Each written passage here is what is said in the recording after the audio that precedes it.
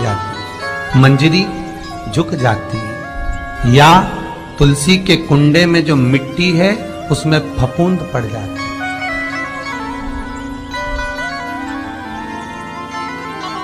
कितना सुंदर बात कही है महाराज। तुलसी के क्यारे में, पद्म पुराण, तुलसी के क्यारे में जो हम जल डालते हैं, वो जल हमने जब डाला और वो जल अगर नीचे गिर रहा है, उसका भी दोष वर्णन है महाराज, उसका भी दोष हमारे शास्त्रों में वर्णित किया गया। तुलसी के क्यारे में अगर जल डाल रहे हैं और वो जल जमीन पर बह रहा है, गिर रहा है, उसका भी दोष है। तुलसी के क्यारे में उतना ही जल दिया जाए जितनी मट्टी सोख ले, 2-4 8 बूंद पानी गिरे चल जाएगा। तुलसी के क्यारे में छिद्र रहता है, बूंद बूंद पानी टपक जाए वो चल जाएगा। पर तुमने तुलसी के क्यारे में जो जल भरा, लोटा भर भर के डाल दिया, और ऊपर से जो जल कुंडा भरा कर उलीच में से, अर्थात भराने के बाद जो नीचे गिर रहा है, वो दोषपूर्ण है महाराज, उसकी दोष था।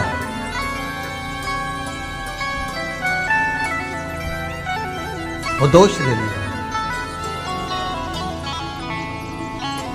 तो लक्ष्मी से माता पार्वती जी कह रही हैं कि दूसरा क्रम है घर में वैभव, लक्ष्मी, संपदा, प्रतिष्ठा, यश, आरोग्य को पाने के लिए तुलसी के क्यारे की आराधना, तुलसी के कुंड को नमन करना।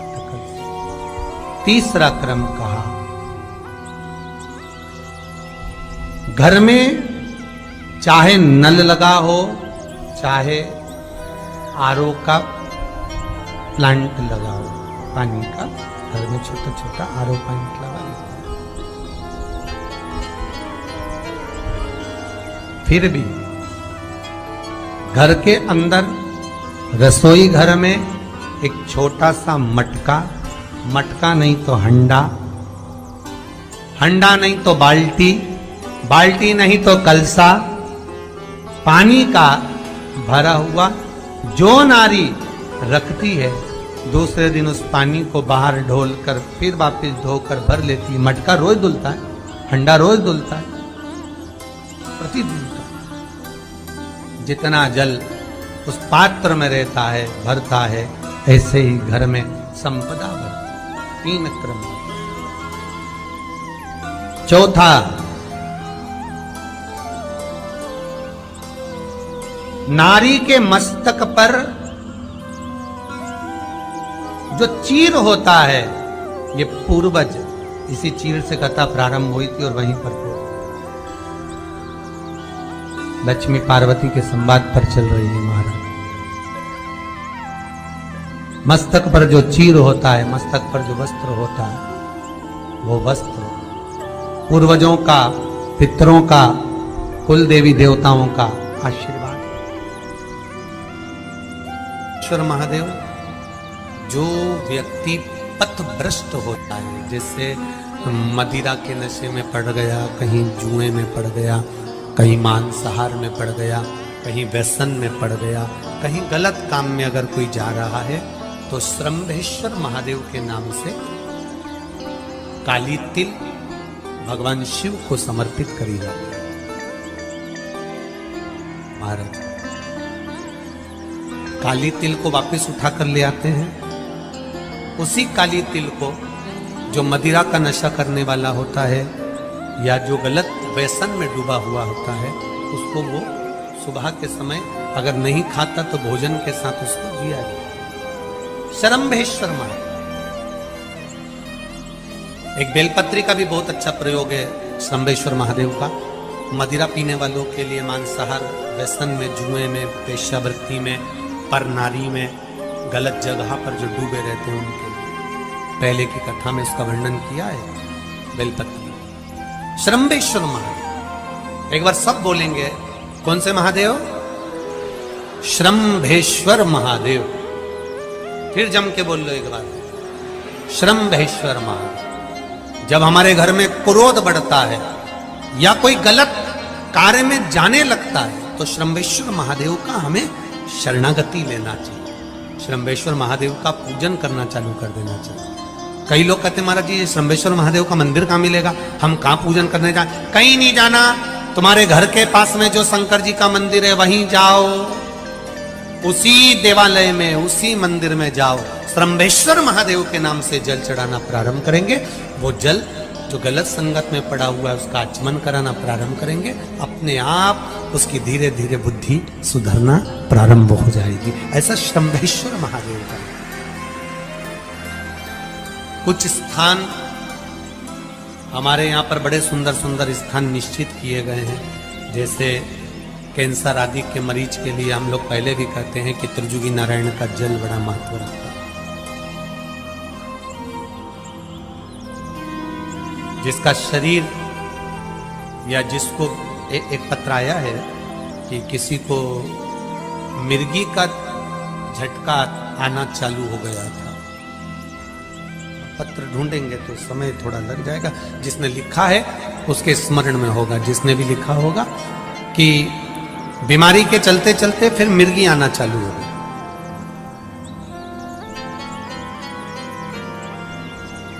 जिसने भी लिखा है वो दोनों हाथ एक बार हिला देना। जिसके लिए भी लिखा होगा वो इतना ध्यान नहीं आ रहा। तो उनको मिर्गी का झटका आना प्रारंभ हुआ। अब मिर्गी का झटका आना प्रारंभ हुआ, कई महीने निकल गए, मिर्गी के झटके बंद नहीं हुए। तब उन्होंने पत्र में लिखा है कि श्रम्भेश्वर महादेव का आपने जो वर्णन करा था 31 बेलपत्र वाला, गुरुजी हमने वो 31 बेलपत्र वाला प्रयोग करना प्रारंभ करा और उन्होंने पत्र में लिखा है कि मिर्गी के झटके भी बाबा की कृपा से ठीक हो गए हैं। अब कोई झटके उनको आ नहीं। श्रम्भेश्वर महादेव का जो वर्णन है, श्रम्भेश्वर महादेव का जो गुणगान है, यह कोई साधारण नहीं है।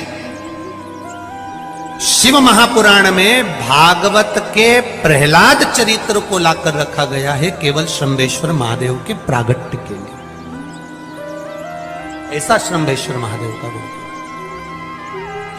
एक बार फिर आप लोग भूल ना जाओ, उसके लिए एक बार फिर से बोल लो। कौन से महादेव? श्रम्भेश्वर महादेव। ये श्रम्भेश्वर महादेव जैसे कुंदकेश्वर महादेव। कुंदकेश्वर महादेव का क्या काम है? माता पार्वती ने बिदल उत्पल को मारने के लिए जो कुंदुक फेंका था, वो कुंदुक भगवान शंकर के पांव में जाकर गिरा था, तो शिव जी का नाम कुंदकेश्वर हो गया था। जब हमारे यहाँ कोई दवाई नहीं लगती शरीर में, कोई कैंसर जैसा रोग हो गया, किडनी लीवर का रोग हो गया, या बीपी शुगर का रोग हो गया, शुगर लेवल में नहीं आ रही है, तो आप शंकर जी पे से जो बेलपत्र ला रहे हो कुंदकेश्वर महादेव के नाम से लाओ।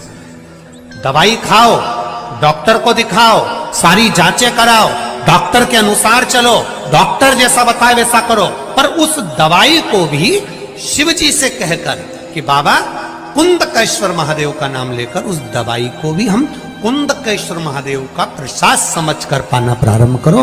धीरे धीरे आराम लगना प्रारंभ होगा। कुंदकेश्वर महादेव रोग मुक्ति के लिए होते हैं और श्रम्भेश्वर महादेव, बोलो बोलो जरा जन के, व्यसन की समाप्ति के लिए होते हैं। शंकर, दुर्गा जी, सूर्य नारायण भगवान, भगवान नारायण और गणेश जी। बस ये पंचायत। और परिवार में कौन कौन होते हैं? पार्वती, कार्तिकेय, गणेश, शिव, नंदी। ये परिवार शिव पंचायत में केवल 5। और शायद इसीलिए शिव महापुराण की कथा में जो पंचायत का महत्व कहा गया, उस पंचायत में सूर्य की भागीदारी जो कही गई है कि एक बीता। आपके यहाँ अगर कहीं पर आपने शिवलिंग का दर्शन करा हो, कहीं चट्टे पड़ गए, कहीं शरीर में दाने पड़ गए, पूरा चेहरा बेकार हो गया, पूरा शरीर बेकार हो गया, तो क्यों कहते हैं कि एक बीता जब पानी बह जाए, उस बहे पानी को हाथ का लेपन कर कर शरीर पर लगा लिया जाता है, शरीर ठीक होने लगता है। सूर्य का भाग वहां से चालू हो।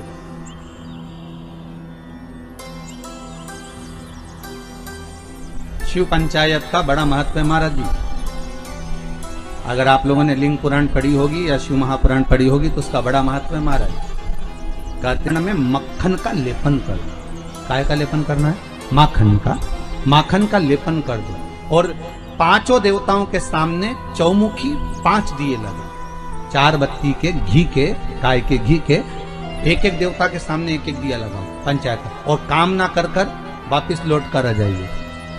वो केस विजयता अगर देगा तो आपके पक्ष में ही देगा, हार नहीं सकता। गन्ने का रस जानते हो, ईख का रस, गन्ने का रस तुलसी जी के क्यारे में हाथ में लेकर 7 बार अपना नाम और गोत्र बोलकर छोड़ दो, जिंदगी में 3 साल में तो करोड़पति बनकर बैठ जाओगे, कभी लक्ष्मी की कमी नहीं आ सकती। और ध्यान देना, इसको अपनी जिंदगी में लिख कर रखना। शिव महापुराण की कथा कहती है, आपको सुख अनुभव हो जाएगा। जिंदगी में कभी संपदा कम नहीं हो सकती, संपदा बढ़ती चली जाती। संपदा घट नहीं सकती, बढ़ेगी पर घटेगी, कष्ट नहीं आ सकता, रोग बीमारी तकलीफ नहीं आ सकती। आपके लिए तो लाभदायक है, समझ लो ये कथा। शास्त्र कहता है कि जिसके घर में संपदा की कमी हो, पैसा आ ही नहीं रहा हो, सब दूर उलझ गया हो, बहुत टेंशन चल रहा हो, पंचमी तिथि के दिन गन्ने का रस जानते हो, ईख का रस, गन्ने का रस तुलसी जी के क्यारे में हाथ में लेकर 7 बार अपना नाम और गोत्र बोलकर छोड़ दो, जिंदगी में 3 साल में तो करोड़पति बनकर बैठ जाओगे, कभी लक्ष्मी की कमी नहीं आ सकती। तैयारी में बैठे रहोगे कि फिर पंचमी तिथि आए, फिर मैं गन्ने का रस डाल। अगर रजोधर्म की अगर कोई बीमारी है, उससे जुड़ी हुई कोई बीमारी है, कहीं गांठ पड़ गई है, तो उसके लिए विष्णु महापुराण की कथा कहती है कि जो भी रुद्राक्ष आपके पास में हो, सिद्ध करा हुआ, उस रुद्राक्ष का जो मंत्र 1 मुखी से 14 मुखी तक, रुद्राक्ष आपको देखना पड़ेगा कि आपके हाथ में कौन सा रुद्राक्ष आया, 1 मुखी है, 14 मुखी है, 4 मुखी, 6 मुखी, 5 मुखी, जो भी रुद्राक्ष आपके हाथ में आया, उसका मंत्र पढ़कर उसको पानी में गला दीजिए तांबे के कलश में। सुबह सुबह उसका पानी पीना, उस मंत्र को पढ़कर चालू कर दो, शरीर में जो गांठ होगी वो धीरे धीरे गलना प्रारंभ हो जाएगा, गांठ गलना प्रारंभ हो जाएगा। और उसका सुख, उसका आनंद, शरीर का एक सुख अपने आप आनंद, आपको हृदय में प्रसन्नता, हृदय चित्त में आनंद की अनुभूति होने लगी, आनंद का भाव प्रकट हो जाए। महाराज पहले भी कहा, फिर कहते हैं, सबसे कठोर लोहा, लोहे से कठोर अग्नि, क्योंकि अग्नि लोहे को गला देती है, और अग्नि से कठोर होता है पानी, जो अग्नि को बुझा देता है, और पानी से कठोर होता है मनुष्य, जो लोटे में भर के डकार जाता है, और मनुष्य से ज्यादा कठोर होती है बीमारी, जो मनुष्य को ही निगल जाती है, और बीमारी से भी ज्यादा कठोर होता है मेरा कालों का काल महाकाल, जो बीमारी को ही निगल जाता है। अकाल मृत्यु वो मरे जो काम करे चंडाल का, और काल उसका क्या बिगाड़े जो भक्त हो महाकाल का। शंकर की उपासना करी है, शिव का स्मरण करा है, तो जीवन में सुख का भान तो रहेगा, आनंद की अनुभूति तो रहेगी। जिसका शरीर में कहीं चर्म रोग हो गया हो, चमड़ी सफेद पड़ गई हो, तो गाय के बछड़ा जब दूध पिए तो उसके फेन को चम्मच में उठा लो, निकाल लो, और पूर्णिमा की रात्रि को 12 बजे के लगभग में शरीर में उसको लगा लो, जहां दागे, और थोड़ी देर बैठ जाओ चंद्र की रोशनी के, थोड़ी देर बैठ जाओ, उसके बाद में फिर स्नान कर लो। 2 या 4 पूर्णिमा करेंगे महाराज, धीरे धीरे वो चमड़ी अपने असली रंग में आना प्रारंभ हो जाएगी, चर्म रोग समाप्त हो जाएगा। एक बात और आपको पहले भी कही थी, फिर कहते हैं, गाय जब अपने बछड़े को दूध पिलाए, उसके मुख पर जो फेन आए, जो बच्चा बुद्धि से विकलांग हो, चित्तवृत्ति से विकलांग हो, जिसका विवेक काम न करता हो, चिड़चिड़ करता हो, रुदन रुदन करता हो, या फिर एकदम गुम सा रहता हो, या उसकी इंद्रियां, नेत्र, श्रवण, जिह्वा सही काम ना कर रही हो, तो अमावस्या के दिन दोपहर 12 बजे गाय के बछड़े का जो फेन है, मुख का बछड़ा जब दूध पिए, उसका जो मुख में फेन आता है, वो उस बच्चे को पिला दीजिए। 3 या 4 अमावस्या करिए, धीरे धीरे मेरा बाबा भोलेनाथ उसको ठीक करना प्रारंभ कर देता है। गाय का दूध अमृत है, अमृत, वो साधारण नहीं है, हमारा अमृत तत्व है। जितने आस्था चैनल पर कथा सुन रहे हो, जितने फेसबुक और यूट्यूब पर सुन रहे हो, और जितने इस छत्तीसगढ़ की पावन धरा पर बैठकर सुन रहे हो, बहुत सावधानी से सुनना। एक छोटा सा कपूर का टुकड़ा जब आरती में जलाया जाता है, तो ये कपूर क्यों जलाते हैं? इस कपूर का महत्व क्या है? इस कपूर का कारण क्या है? ये कपूर है कौन जिसको हम आरती में जलाएं? क्या जरूरत इस कपूर को आरती में जलाने की? क्या जरूरत इसको यज्ञशाला में जलाने की? क्या जरूरत है इस कपूर को पूजन में जलाने की? स्वयं गुरु बाबा कहते हैं, यदि कोई आरती में, पूजन में, घर में एक कपूर का टुकड़ा आरती के बाद में जब समर्पित करेगा, तो उसको अश्वमेध यज्ञ का पुण्य प्राप्त हो जाएगा। अश्वमेध यज्ञ के पुण्य को पाने के लिए कपूर का टुकड़ा आज भी आरती में जलाया जाए। एक कपूर का टुकड़ा सुख का, इसीलिए हमारे यहाँ शास्त्र कहता है महाराज, जब आपको घर में अगर ऐसा लगने लगे कि 15 दिन से बहुत बेचैनी है, बहुत दुख तकलीफ लग रही है, कोई ना कोई बीमार पड़ रहा है, कुछ ना कुछ तकलीफें लग रही है, तो एक पीपल का पत्ता ले लो, उसके ऊपर एक कपूर का टुकड़ा ले लो, सारे घर में घुमाकर उसको दरवाजे के बीच मध्य में जलाकर रख दीजिए। थोड़ी सी देर 20 से 25 मिनट के अंदर मकान में एनर्जी वापस आ जाएगी, उस भवन में एनर्जी वापस प्राप्त हो जाएगी। 20 से 25 मिनट के अंदर एनर्जी वापस। लग रहा है कि यहाँ नेगेटिव है तो उसको पॉजिटिव बनाया जा सकता है। रात